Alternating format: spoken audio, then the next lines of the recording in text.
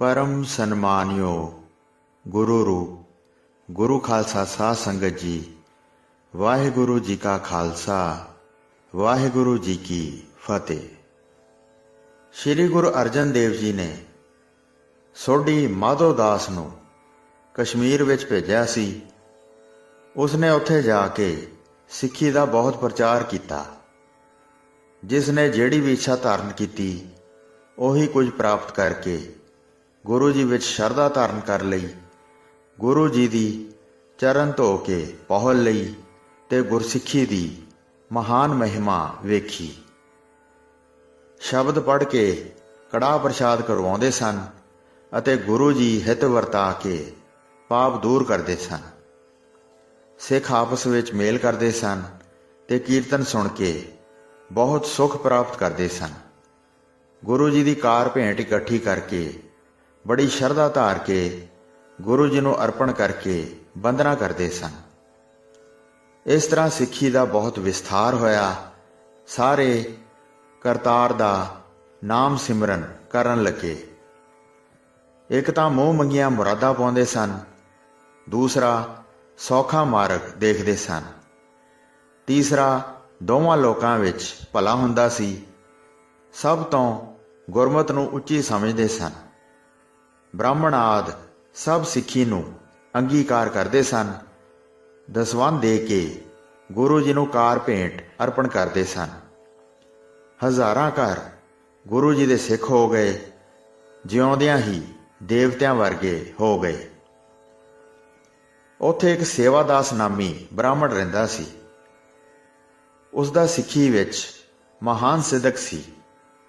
बहुत वार कड़ाह प्रसाद करवाउंदा सी अते संगत दा भारी मेल इकट्ठा करदा सी। गुरु जी दा शब्द पढ़दा अते सुणदा सी अते सत्संग करदा सी। जद उसदी माता ने अपने पुत्र नूं इस तरह करदे वेख्या तां उसदे हिरदे विच बड़ा ही प्रेम प्रगट हो गया। जिथे भी सत्संगत की पंगत लगदी सी, सुन के तुरंत उत्थे पहुंच जांदी सी।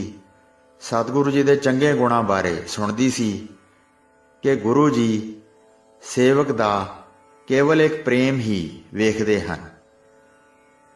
धन आदि जो होर वडियाइयां हन उन्हां नूं सुख दा ते मन विच नहीं मानदे हन। जिहड़ा भी शरधा करके भावना धारे उस सेवक दे दिल दे प्रेम नूं पछाण लैंदे हन। अपने पुत्र नूं पुछदी रहिंदी सी उन्हां दा किस तरह दा सुभाਅ है। हे सेवादास, ये मैनूं दसो, ਉਹ बहुत दूर वसदे हन, किवें दर्शन देणगे? दासां दा प्रेम जाणदे हन कि नहीं? दर्शन तो बगैर मेरी तृप्ति नहीं हो रही। जदों मिलणगे फिर संशय नहीं रहणगे। तिन्नां लोकां दे मालक दा सुभाਅ है कि दासां नाल हर थां फिरदे हन। उन्हां दे किन्ने गुण गिणीए, भगतां दे कारज फिर फिर के करते हैं। सतगुरु जी उस प्रभु के अवतार हैं, अपने सिखा के कारजां नूं सुधारन वाले हैं। श्री गुरु नानक देव जी आदि गुरु होए हैं। वह अपने सिखा का प्यार वेख के मिलन गए सन। सब थावां तो साफ प्रमाण सुनीदा है। संगलादीप आदि भी गए सन। जद राजे का वड्डा प्यार वेख्या, उसके डेरे पहुँच के उसनों निहाल किया। मैं भी उस तरह ही गुण याद करदी हाँ। दर्शना वास्ते हिरदे विच प्रेम धारण किया है। जद सेवादास पुत्र ने कन्नां नाल सुनिया तां कहा, जे साडे महान भाग हन, जद भी हिरदे दे प्रेम नूं जाण लैणगे उसे वेले गुरु जी दर्शन देण वास्ते पहुँच जाणगे। इस तरह गुरु जी दे महान धर्म बारे सुण के गुरु जी दे दर्शनां दी प्रीत धारण कर लई। इत्यादि गुणां ते विचार करदी सी। नेता प्रति गुरु जी दे नवें तो नवें गुणां ते विचार करदी सी। दर्शनां वास्ते हिरदे विच स्नेह धारण करदी सी। फिर एक नवां ही उपाय रचिया। दुर्लभ रूई वड्डी मिकदार विच मुल लै लई। अपने हत्थां नाल तुंब के ते चुण चुण के उस नूं सुधारिया। फिर गुरु जी दे गुण गाउंदी ਬੜਾ ਬਰੀਕ ਸੂਤ ਕੱਤਦੀ ਸੀ। ਇੱਕ ਸਮਾਨ ਕਰਕੇ ਵੱਟ ਚੜਾਉਂਦੀ ਸੀ, ਚਰਖਾ ਗੇੜ ਕੇ ਸੂਤ ਬਣਾਉਂਦੀ ਸੀ, ਫਿਰ ਬੜੇ ਪ੍ਰੇਮ ਨਾਲ ਸੂਤ ਨੂੰ ਅਟੇਰਦੀ ਸੀ ਅਤੇ ਦਿਨ ਰਾਤ ਗੁਰੂ ਜੀ ਦੇ ਦਰਸ਼ਨਾਂ ਦੀ ਅਭਿਲਾਖਾ ਕਰਦੀ ਸੀ। ਹੇ ਪ੍ਰਭੂ, ਮੈਂ ਬਹੁਤ ਬੁੱਢੀ ਹੋ ਗਈ ਹਾਂ, ਮੈਂ ਚੱਲਣ ਦੇ ਹੁਣ ਸਮਰੱਥ ਨਹੀਂ ਹਾਂ। ਪਹਾੜਾਂ ਦਾ ਰਾਹ ਤੇ ਬਹੁਤ ਲੰਮਾ ਪੈਂਡਾ ਹੈ, ਬੜਾ ਉੱਚਾ ਨੀਵਾਂ ਥਾਂ ਦਿਖਾਈ ਦਿੰਦਾ ਹੈ। ਨਹੀਂ ਤਾਂ ਮੈਂ ਚੱਲ ਕੇ ਅੰਮ੍ਰਿਤਸਰ ਆ ਜਾਂਦੀ, ਆਪਣੇ ਹੱਥਾਂ ਨਾਲ ਤੁਹਾਨੂੰ ਵਸਤਰ ਪਵਾਉਂਦੀ। ਹੇ ਮਾਲਕ, ਸ਼ਕਤੀਹੀਨ ਹਾਂ, ਕਿਵੇਂ ਚੱਲਾਂ? ਹੇ ਅੰਤਰਜਾਮੀ ਜੀ, ਤੁਸੀਂ ਹਰ ਥਾਂ ਵਿਆਪਕ ਹੋ ਤੇ ਸਭ ਦੇ ਦਿਲਾਂ ਦੀਆਂ ਜਾਣਦੇ ਹੋ। ਆਪਣੇ ਸੇਵਕ ਦੀ ਕਾਮਨਾ ਪੂਰੀ ਕਰੋ, ਮੇਰੇ ਪ੍ਰੇਮ ਨੂੰ ਵੇਖ ਕੇ ਫੌਰਨ ਪਹੁੰਚ ਜਾਓ। ਸ਼ਾਸਤਰ, ਵੇਦ ਅਤੇ ਸ਼੍ਰੀ ਗ੍ਰੰਥਾਂ ਵਿੱਚ ਸੁਣਿਆ ਹੈ ਕਿ ਆਪ ਜੀ ਦਾ ਧਰਮ ਬਹੁਤ ਉਦਾਰ ਹੈ। ਇਸ ਪ੍ਰਕਾਰ ਚਿੱਤ ਵਿੱਚ ਸੋਚਦੀ, ਵਿਚਾਰਦੀ ਰਹਿੰਦੀ ਸੀ ਅਤੇ ਵਸਤਰ ਬਣਾਉਣ ਦੀ ਕਿਰਤ ਕਰਦੀ ਰਹਿੰਦੀ ਸੀ। ਫਿਰ ਜੁਲਾਹੇ ਦੇ ਘਰ ਚੱਲ ਕੇ ਗਈ, ਕੱਪੜਾ ਬਣਾਉਣ ਲਈ ਸੂਤ ਦਿੱਤਾ, ਉਸ ਨੂੰ ਵਾਧੂ ਮਜ਼ਦੂਰੀ ਦੇ ਕੇ ਮੁਖ ਤੋਂ ਬੜੇ ਮਿੱਠੇ ਵਚਨ ਕਹੇ।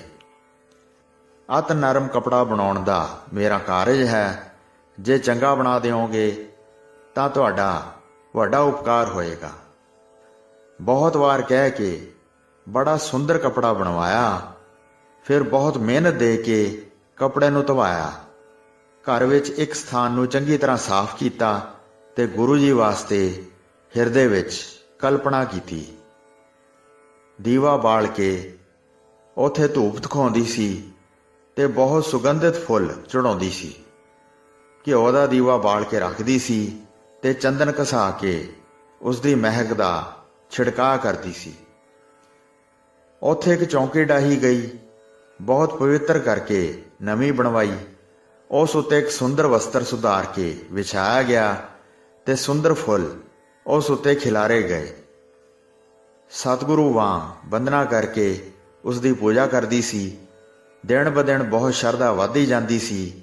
ਸਾਹਮਣੇ ਖੜੀ ਹੋ ਕੇ ਬੇਨਤੀ ਕਰਦੀ ਸੀ ਅਤੇ ਹਿੱਤ ਧਾਰ ਕੇ ਭੇਟਾ ਅਰਪਣ ਕਰਦੀ ਸੀ। ਦੋਵੇਂ ਸਮੇਂ ਪੂਜਾ ਕਰਦੀ ਸੀ। ਗੁਰੂ ਜੀ ਦੇ ਬਰਾਬਰ ਦੀ ਸ਼ਰਧਾ ਧਾਰਨ ਕਰਦੀ ਸੀ। ਹੱਥ ਜੋੜ ਕੇ ਦਿਲ ਵਿੱਚ ਆਰਾਧਨਾ ਕਰਦੀ ਸੀ। ਹੇ ਸ਼੍ਰੀ ਗੁਰੂ ਅਰਜਨ ਦੇਵ ਜੀ ਦੇ ਸਪੁੱਤਰ, ਸ਼੍ਰੀ ਗੁਰੂ ਹਰਗੋਬਿੰਦ ਜੀ, ਮੇਰੀ ਆਸ਼ਾ ਪੂਰੀ ਕਰੋ। ਮੈਨੂੰ ਆਪ ਜੀ ਦੇ ਚਰਨ ਕਮਲਾਂ ਦਾ ਹੀ ਭਰੋਸਾ ਹੈ। ਮੈਂ ਮੈਲੀ ਇਸਤਰੀ ਦਾ ਜਾਮਾ ਪਾਇਆ ਹੈ, ਫਿਰ ਵੀ ਤੁਹਾਡੇ ਨਾਮ ਦਾ ਆਸਰਾ ਲਿਆ ਹੈ। ਪੁੱਤਰ ਸਮੇਤ ਭਾਗ ਭਰੀ ਦੋਵੇਂ ਸਮੇਂ ਸ਼੍ਰੀ ਗੁਰੂ ਹਰਗੋਬਿੰਦ ਜੀ ਨੂੰ ਨਮਸਕਾਰ ਕਰਦੀ ਸੀ। ਹੋਰ ਮਨੁੱਖ ਸੁਣ ਕੇ ਹਾਸਾ ਉਡਾਉਂਦੇ ਸਨ ਤੇ ਕਹਿੰਦੇ ਸਨ, ਹੇ ਸੇਵਾਦਾਸ, ਤੇਰੇ ਮਾਤਾ ਜੀ ਨੇ ਵਸਤਰ ਬਣਾ ਕੇ ਇੱਥੇ ਹੀ ਰੱਖਿਆ ਹੈ ਕਿ ਗੁਰੂ ਜੀ ਅਭਿਲਾਸ਼ਾ ਧਾਰ ਕੇ ਸਾਡੇ ਨਗਰ ਵਿਖੇ ਆਉਣਗੇ। ਉਹਨਾਂ ਦਾ ਆਉਣਾ ਕਿਵੇਂ ਸੰਭਵ ਹੋ ਸਕਦਾ ਹੈ? ਉਹਨਾਂ ਦੇ ਨਾਲ ਤਾਂ ਬਹੁਤ ਵੱਡੀ ਫੌਜ ਹੈ। ਆਉਣ ਵਾਸਤੇ ਬਹੁਤ ਔਖਾ ਰਾਹ ਹੈ, ਬਹੁਤ ਦੂਰ ਹੈ, ਥੋੜਾ ਵੀ ਨੇੜੇ ਨਹੀਂ ਹੈ। ਇੱਕ ਸ਼੍ਰੀ ਗੁਰੂ ਨਾਨਕ ਦੇਵ ਜੀ ਹੀ ਸਾਰੇ ਦੇਸ਼ਾਂ ਵਿੱਚ ਫੇਰੇ ਸਨ। ਦੂਸਰੇ ਗੁਰੂ ਸਾਹਿਬਾਨ ਤਾਂ ਆਪਣੇ ਦੇਸ਼ ਵਿੱਚ ਹੀ ਰਹਿੰਦੇ ਰਹੇ ਹਨ। ਉਹ ਪ੍ਰਦੇਸ਼ਾਂ ਵਿੱਚ ਨਹੀਂ ਗਏ। ਸਾਰੀ ਸੰਗਤ ਉਹਨਾਂ ਦੇ ਪਾਸ ਹੀ ਚੱਲ ਕੇ ਜਾਂਦੀ ਸੀ। ਇਸ ਸਥਾਨ ਤੇ ਆਉਣਾ ਬਹੁਤ ਮੁਸ਼ਕਲ ਹੈ ਕਿ ਸੈਨਾ ਸਮੇਤ ਇੱਥੇ ਆ ਕੇ ਇਸ ਦੇਸ਼ ਨੂੰ ਪਵਿੱਤਰ ਕਰਨ। ਬੜੇ ਪ੍ਰੇਮ ਨਾਲ ਕੱਪੜੇ ਬਣਵਾਏ ਹਨ, ਉਹਨਾਂ ਨੂੰ ਗੁਰੂ ਜੀ ਦੇ ਸਥਾਨ ਤੇ ਹੀ ਭੇਜ ਦਿਓ। ਸੇਵਾਦਾਸ ਨੇ ਵੀ ਆਪਣੇ ਮਾਤਾ ਜੀ ਨੂੰ ਬੜਾ ਸਮਝਾਇਆ, ਹੱਟ ਛੱਡ ਦਿਓ, ਕੱਪੜੇ ਉੱਥੇ ਹੀ ਭੇਜ ਦਿਓ। ਬਹੁਤ ਲੋਕ ਮੈਨੂੰ ਸਮਝਾਉਂਦੇ ਹਨ, ਗੁਰੂ ਜੀ ਦਾ ਇੱਥੇ ਆਉਣਾ ਫਿਰ ਦੱਸੋ ਕਿਵੇਂ ਸੰਭਵ ਹੋਵੇਗਾ? ਸ਼੍ਰੀ ਗੁਰੂ ਨਾਨਕ ਦੇਵ ਜੀ ਤੋਂ ਬਗੈਰ ਇੱਥੇ ਹੋਰ ਕੋਈ ਨਹੀਂ ਆਇਆ। ਗੁਰੂ ਜੀ ਨਾਲ ਬੜੀ ਵੱਡੀ ਸੈਨਾ ਸ਼ੋਭ ਰਹੀ ਹੈ। ਗੁਰੂ ਜੀ ਦਾ ਧਿਆਨ ਧਾਰ ਕੇ ਸਿਮਰਨ ਕਰੋ। ਜਿਵੇਂ ਹਜ਼ੂਰ ਨੂੰ ਮਿਲ ਕੇ ਫਲ ਪ੍ਰਾਪਤ ਕਰਨਾ ਹੈ, ਵੈਸਾ ਹੀ ਫਲ ਪ੍ਰਾਪਤ ਕਰੋ। ਭਾਗ ਭਰੀ ਨੇ ਜਦ ਆਪਣੇ ਪੁੱਤਰ ਦੇ ਬੋਲ ਸੁਣੇ ਤਾਂ ਪਰਮ ਪ੍ਰੇਮ ਨਾਲ ਨੈਣਾਂ ਵਿੱਚ ਜਲ ਵਹਿ ਤੁਰਿਆ। ਕਹਿਣ ਲੱਗੀ, ਹੇ ਪੁੱਤਰ ਸੁਣੋ, ਮੈਂ ਆਪਣੀ ਸਾਰੀ ਉਮਰ ਲੰਘਾ ਦਿੱਤੀ ਹੈ। ਮੇਰੀ ਵੱਡੀ ਇੱਛਾ ਗੁਰੂ ਜੀ ਦੇ ਦਰਸ਼ਨਾਂ ਦੀ ਹੈ। ਮਰਨ ਤੋਂ ਪਹਿਲਾਂ ਮੈਂ ਆਸ ਲਾਈ ਹੈ। ਦਿਨ ਰਾਤ ਮਨ ਵਿੱਚ ਧਰ ਕੇ ਸਿਮਰਨ ਕਰਦੀ ਹਾਂ। ਅੰਤਰਜਾਮੀ ਗੁਰੂ ਜੀ ਸਭ ਥਾਂ ਵਿਆਪਕ ਹਨ। ਸਾਰੀ ਸ਼ਕਤੀ ਧਾਰਨ ਕਰਕੇ ਸੰਕਟ ਦੂਰ ਕਰਦੇ ਹਨ। ਉਹਨਾਂ ਦਾ ਆਉਣਾ ਕਿਸੇ ਪ੍ਰਕਾਰ ਵੀ ਔਖਾ ਨਹੀਂ। ਕੋਈ ਐਸਾ ਸਥਾਨ ਨਹੀਂ ਜਿੱਥੇ ਉਹ ਚੱਲ ਕੇ ਨਹੀਂ ਜਾ ਸਕਦੇ। ਮਨ ਵਿੱਚ ਅਜਿਹਾ ਤਰਕ ਕਰਨ ਨਾਲ ਨਿਸ਼ਚਾ ਹਿਰਦੇ ਵਿੱਚ ਟਿਕਦਾ ਨਹੀਂ ਹੈ। ਮੇਰੀ ਅਨਾਥ ਦੀ ਜਦ ਹਾਲਤ ਵੇਖਣਗੇ ਤੇ ਉਸੇ ਵੇਲੇ ਗਰੀਬਾਂ ਦੀ ਸਹਾਇਤਾ ਕਰਨ ਵਾਲੇ ਆਪਣੇ ਧਰਮ ਨੂੰ ਸੰਭਾਲ ਲੈਣਗੇ। ਛਿੰਨ ਵਿੱਚ ਆ ਕੇ ਦਰਸ਼ਨ ਦੇ ਜਾਣਗੇ ਤੇ ਮੇਰੇ ਹੱਥਾਂ ਨਾਲ ਵਸਤਰ ਪਹਿਨਣਗੇ। ਇੱਕ ਭੀਲਣੀ ਹਰੀ ਦੀ ਭਗਤਨੀ ਸੀ। ਉਹ ਵੀ ਸ਼ਰਧਾ ਧਾਰ ਕੇ ਇੰਤਜ਼ਾਰ ਕਰ ਰਹੀ ਸੀ। ਬੇਰੀ ਦੇ ਫਲ ਇਕੱਠੇ ਕਰਦੀ ਰਹੀ। ਮੈਨੂੰ ਪ੍ਰਭੂ ਇੱਥੇ ਆ ਕੇ ਮਿਲਣਗੇ, ਇੰਜ ਸ਼ਾਸਤਰਾਂ ਵਿੱਚ ਕਿਹਾ ਗਿਆ ਹੈ। ਮੈਂ ਉਸ ਵਾਂਗ ਹੀ ਉਡੀਕ ਕਰਦੀ ਹਾਂ। ਮੇਰੇ ਹਿਰਦੇ ਦੇ ਸ੍ਰੇਸ਼ਟ ਪ੍ਰੇਮ ਨੂੰ ਵੇਖ ਕੇ ਦਰਸ਼ਨ ਦੇਣਗੇ। ਉਹ ਅਵශ්‍ය ਹੀ ਆ ਕੇ ਮਿਲਣਗੇ। ਮੈਨੂੰ ਪੂਰਨ ਭਰੋਸਾ ਹੈ। ਜਿਉਂਦੇ ਜੀ ਮੈਂ ਆਸ ਨਹੀਂ ਛੱਡਾਂਗੀ, ਨਹੀਂ ਤਾਂ ਮਰ ਕੇ ਮਿਲ ਜਾਵਾਂਗੀ। ਮੈਂ ਆਪਣੀ ਪ੍ਰਤਿੱਗਿਆ ਕਦੇ ਵੀ ਨਹੀਂ ਛੱਡਾਂਗੀ।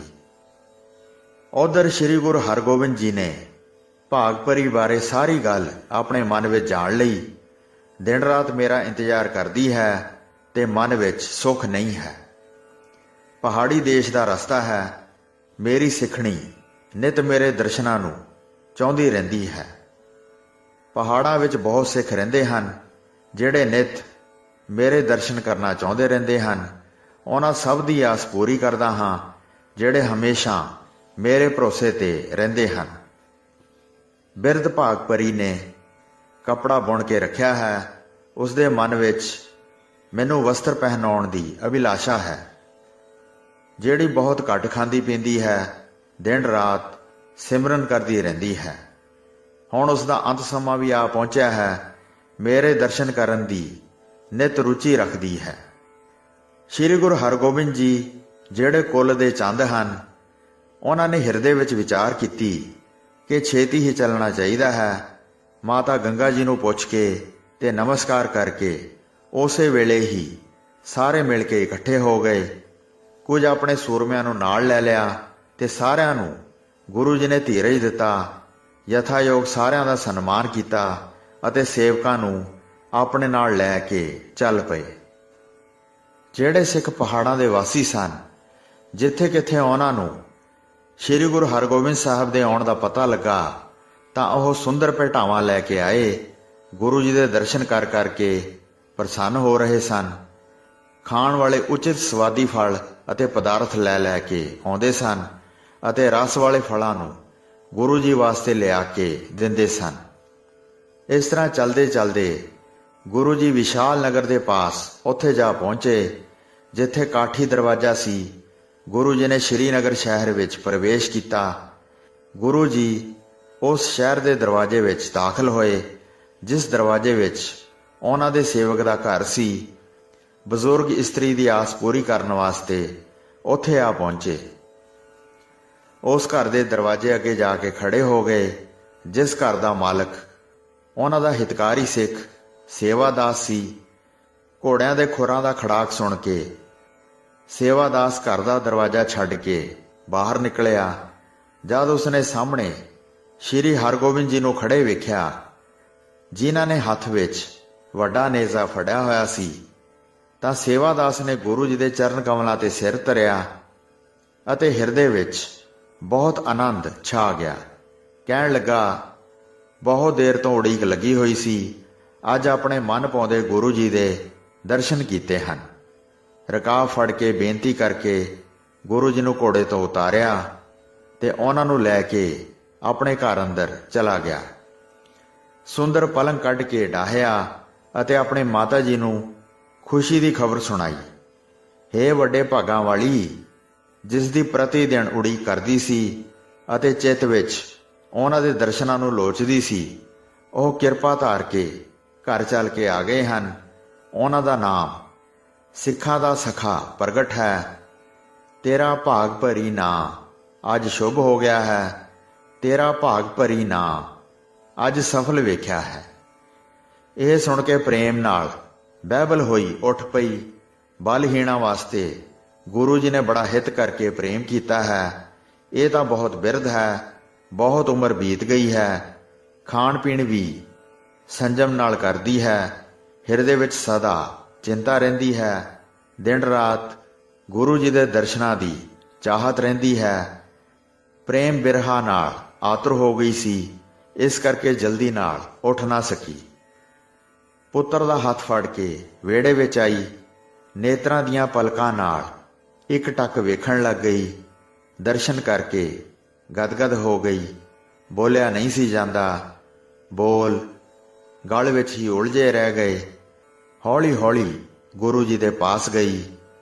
ਗੁਰੂ ਜੀ ਦੇ ਦੋਵੇਂ ਚਰਨ ਕਮਲਾਂ ਨੂੰ ਆਪਣੇ ਹੱਥਾਂ ਨਾਲ ਫੜ ਲਿਆ। ਸਿਰ ਧਰਤੀ ਤੇ ਧਰ ਕੇ ਮੱਥਾ ਟੇਕਿਆ। ਫਿਰ ਸੁੰਦਰ ਸਰੂਪ ਨੂੰ ਵੇਖਣ ਲੱਗੀ। ਗੁਰੂ ਜੀ ਨੇ ਆਪਣੇ ਬਰਸ਼ੇ ਨੂੰ ਆਪਣੇ ਨੇੜੇ ਗੜਾ ਲਿਆ ਤੇ ਸ਼ੁਭ ਸੇਜ ਉੱਤੇ ਸੁਸ਼ੋਭਿਤ ਹੋ ਗਏ। ਕੁਝ ਸਮੇਂ ਵਿੱਚ ਧੀਰਜ ਧਾਰਨ ਕਰਕੇ ਬਿਰਧਮਾਈ ਬੋਲੀ, ਮੈਂ ਇਹ ਸੁਣਿਆ ਸੀ ਜਿਸ ਦੀ ਵੀ ਸਤਿਗੁਰੂ ਜੀ ਨਾਲ ਲਗਨ ਲੱਗ ਜਾਂਦੀ ਹੈ, ਉਸ ਦਾ ਸਭ ਰਸ ਤਿਆਗ ਕੇ ਦਰਸ਼ਨਾਂ ਨਾਲ ਪ੍ਰੇਮ ਪੈ ਜਾਂਦਾ ਹੈ। ਉਸ ਨੂੰ ਫਿਰ ਨਿਸ਼ਚਾ ਪ੍ਰਾਪਤ ਹੋ ਜਾਂਦਾ ਹੈ। ਜਗਤ ਵਿੱਚ ਇਹ ਗਾਥਾ ਸਭ ਜਗ ਕਹਿੰਦਾ ਹੈ। ਉਹ ਗੱਲ ਹੁਣ ਮੈਂ ਪ੍ਰਤੱਖ ਵੇਖ ਲਈ ਹੈ। ਹੇ ਸਤਿਗੁਰੂ ਜੀ, ਮੈਂ ਤੁਹਾਡੇ ਦਰਸ਼ਨ ਕੀਤੇ ਹਨ। ਮੈਂ ਤੁਹਾਥੋਂ ਵਾਰੀ ਜਾਂਦੀ ਹਾਂ। ਮੈਂ ਤੁਹਾਥੋਂ ਬਲਿਹਾਰ ਜਾਂਦੀ ਹਾਂ। ਮੈਂ ਤੁਹਾਥੋਂ ਸਦਕੇ ਜਾਂਦੀ ਹਾਂ ਤੇ ਤੁਹਾਡੇ ਉੱਤੋਂ 100 ਵਾਰ ਕੁਰਬਾਨ ਜਾਂਦੀ ਹਾਂ। ਜਿਹੜੀ ਵੱਡੀ ਫੁੱਲਾਂ ਦੀ ਮਾਲਾ ਗੁੰਦ ਕੇ ਬਣਾਈ ਸੀ, ਉਸ ਸੁੰਦਰ ਮਾਲਾ ਨੂੰ ਗੁਰੂ ਜੀ ਦੇ ਗਲ ਵਿੱਚ ਪਾ ਦਿੱਤਾ। ਮੈਂ ਘਰ ਦੇ ਵਿੱਚ ਤੁਹਾਡੀ ਪੂਜਾ ਕਰਦੀ ਹਾਂ। ਤੁਹਾਡੇ ਵਾਸਤੇ ਘਰ ਵਿੱਚ ਜਿਹੜਾ ਸਾਫ਼ ਕਰਕੇ ਸਥਾਨ ਬਣਾਇਆ ਹੈ, ਤੁਹਾਡਾ ਧਿਆਨ ਧਾਰ ਕੇ ਤੁਹਾਡੇ ਗਲ ਵਿੱਚ ਪਾਉਂਦੀ ਸੀ। ਮੇਰੀ ਇਹ ਪੂਜਾ ਸਫਲ ਹੋ ਗਈ ਹੈ। ਹੁਣ ਤੁਹਾਡੇ ਦਰਸ਼ਨ ਕਰ ਲਏ ਹਨ। ਇਹ ਸੁਣ ਕੇ ਸ੍ਰੀ ਗੁਰੂ ਹਰਗੋਬਿੰਦ ਜੀ ਬੋਲੇ, ਤੂੰ ਮਹਾਨ ਪ੍ਰੇਮ ਕੀਤਾ ਹੈ। ਮੇਰੇ ਵਾਸਤੇ ਸੁੰਦਰ ਵਸਤਰ ਬਣਾਏ ਹਨ। ਦਿਨ ਰਾਤ ਆਪਣੇ ਜੀ ਨੂੰ ਪ੍ਰੇਮ ਵਿੱਚ ਡੋਬ ਕੇ ਰੱਖਿਆ ਹੈ। ਉਹਨਾਂ ਕੱਪੜਿਆਂ ਨੂੰ ਪਹਿਨਣ ਵਾਸਤੇ ਮੈਂ ਚੱਲ ਕੇ ਆਇਆ ਹਾਂ। ਹੋਰ ਕੋਈ ਵੀ ਕੱਪੜਾ ਮੈਨੂੰ ਚੰਗਾ ਨਹੀਂ ਲੱਗਾ। ਉਹ ਕੱਪੜਾ ਹੁਣ ਸਿਲਵਾ ਦਿਓ। ਉਹ ਮੈਂ ਬੜਾ ਪ੍ਰਸੰਨ ਹੋ ਕੇ ਆਪਣੇ ਸਰੀਰ ਤੇ ਪਹਿਨਾਂਗਾ। ਮਾਈ ਭਾਗ ਭਰੀ ਨੇ ਚਿੱਤ ਵਿੱਚ ਬੜੀ ਹੈਰਾਨ ਅਤੇ ਪ੍ਰਸੰਨ ਹੋ ਕੇ ਕਿਹਾ, ਇਹ ਤੁਹਾਡੇ ਵਿੱਚ ਕੋਈ ਅਸਚਰਜ ਗੱਲ ਨਹੀਂ ਵੇਖੀ ਹੈ। ਤੁਸੀਂ ਸਦਾ ਹੀ ਇਸ ਪ੍ਰਕਾਰ ਕਰਦੇ ਰਹੇ ਹੋ। ਕਦੀ ਵੀ ਜਾਤ ਕੁਜਾਤ ਨੂੰ ਨਹੀਂ ਵਿਚਾਰਦੇ ਹੋ। ਇਸਤਰੀ ਪੁਰਖ ਧਨ ਗੁਣ ਆਦਿ ਕੁਝ ਨਹੀਂ ਵੇਖਦੇ। ਜਿਸ ਦੇ ਵੀ ਹਿਰਦੇ ਵਿੱਚ ਪ੍ਰੇਮ ਹੁੰਦਾ ਹੈ, ਉਸ ਨੂੰ ਪਰਖ ਲੈਂਦੇ ਹੋ। ਨਹੀਂ ਤਾਂ ਮੈਂ ਮਾੜੀ ਮੱਤ ਵਾਲੀ ਅਤੇ ਮਲੀਨ ਹਾਂ। ਧਨ ਗੁਣ ਅਤੇ ਸ਼ਕਲ ਤੋਂ ਹਰ ਪ੍ਰਕਾਰ ਹੀਣੀ ਹਾਂ। ਜਿਸ ਵਾਸਤੇ ਪਹਾੜਾਂ ਦੇ ਇੰਨੇ ਔਖੇ ਪੈਂਡੇ ਲੰਘ ਕੇ ਇੱਥੇ ਪਹੁੰਚ ਗਏ ਹੋ।